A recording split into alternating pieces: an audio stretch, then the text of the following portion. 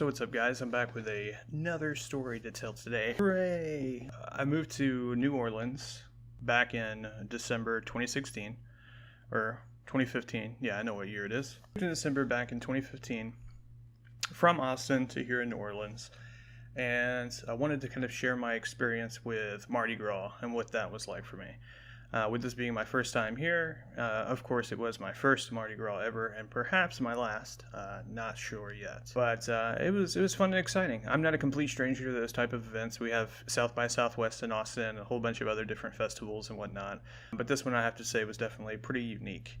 I'd recommend it to any young party goer that enjoys to have a good time out in the streets with people everywhere and standing shoulder to shoulder. So whenever they got here, we planned on taking an Uber down there and Uber back because, of course, we were going to be doing some drinking and whatnot, so Uber was like the smart option, of course. And actually, on that topic, I think I heard about Austin not having Uber anymore. I'm not 100% sure if that's true or not, but if it is true, I'm very sorry, and that's too bad because Uber is definitely an excellent service. If you've never used them before, I highly recommend it if you need a ride. It's much more personable and less strange than using a cab. All of the experiences that I've had with Uber have been fantastic.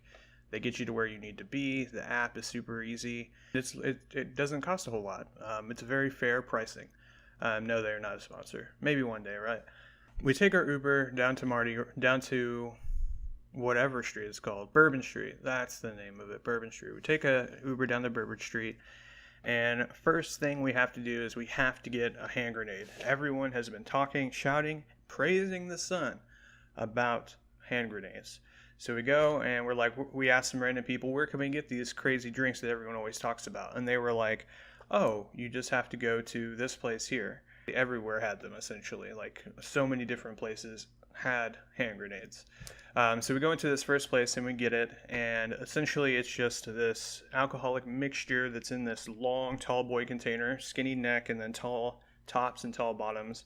And it has a little like plastic hand grenade sort of figurine in it.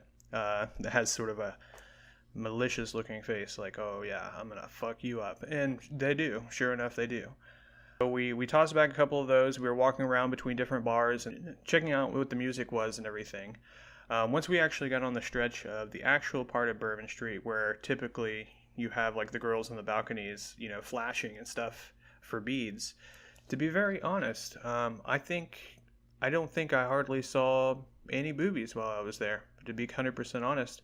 I think there was like one person that did it that was kind of out in the crowd, not even up on the balconies, but it wasn't even close to what you would think it would be from what you've heard.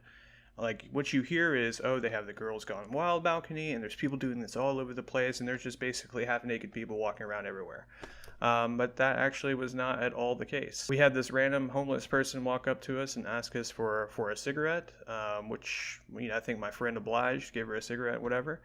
And she started hooting and hollering, then went off into the corner by this like big light, and she just started taking a shit right there, out in the middle of the street, right on next to the light.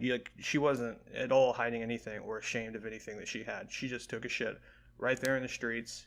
It was crazy. I was like, dude, what is wrong with this person? So we ended up going and getting a few more drinks, and we meet up with this really strange Puerto Rican character who kept calling us the Tres Gringos.